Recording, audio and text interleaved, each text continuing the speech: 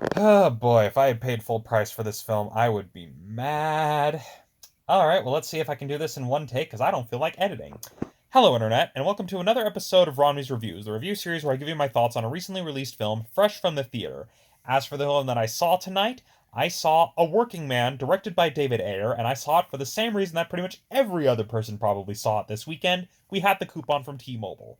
Kind of funny how all the trades freaking out about how it toppled Snow White tend to leave that little factoid out when it comes to explaining why it took the box office. Anyway, if I had to summarize this film in a single phrase, I would simply say this: it is so paint by numbers, it hurts. This film pretty much is what you get if you took Taken, The Foreigner, John Wick, and the Denzel Washington Equalizer films, threw them into a machine, and told an AI to generate an action film. This is the film you would probably get, for better and for worse. Definitely for worse. And that's a real shame because I actually really wanted to like this movie because this is the kind of film that an actor like Jason Statham can usually make work because as a performer, he's kind of carved a niche for himself for being kind of that hardened badass that has a soft spot. That's the kind of character he plays now, and he actually does a pretty good job at that. But when it comes to the story of the film, it is so beat for beat, so formulaic. You can pretty much tell from scene to scene which of the films I mentioned that it is specifically copying. But the difference here is that the story doesn't have the well developed emotional heart of either The Foreigner or Taken, and the film doesn't have the slow burn mystery of Taken or The Foreigner, and the film also lacks the suspense and dread that John Wick did so well. It pretty much is trying to copy all of these films and is doing so poorly.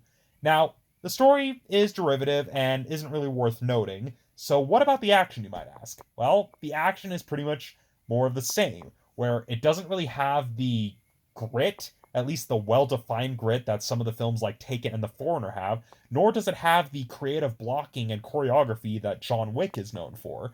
And even then, it doesn't even have much of the entertainment value that some of the action scenes of the Equalizer films.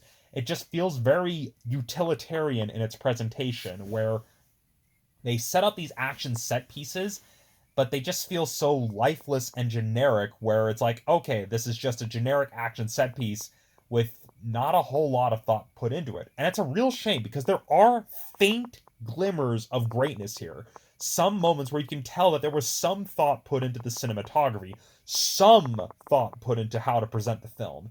I mean, the best way to describe it is that even the climax of the film, or at least the final big major set piece, you can tell had some thought to it, that I would argue that it was probably a case where maybe that was what they had created first, and then they realized, oh crap, we need to make another like hour and a half building up to this in order to justify spending the money making this action set piece.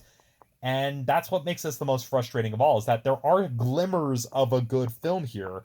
And if this was a film made maybe a good 20, 30, 40 years ago, where you could actually take your time establishing things, this would actually be a decent film under those circumstances. As is, though, it is pretty much the same generic corporate regurgitated bullcrap that Hollywood wants to give us now. And it's a real shame. So, yeah, those are pretty much my thoughts on A Working Man. And I would have to say, even at $5 for a ticket, and I saw it in one of those really expensive fancy showings because I used the $5 coupon, but even then, it wasn't really worth it. There are definitely some much, it's kind of one of those things that it's a film that made me wish I was watching those much better, well executed movies instead. So, yeah, those are my thoughts. I don't really know how to end this because I'm not used to doing this all in one take. I mean, did you see A Working Man using the same coupon I did? What did you guys think? Let me know in the comments below. But if you'll excuse me, I've got chows to raise, so until the next review, I will see you all next time.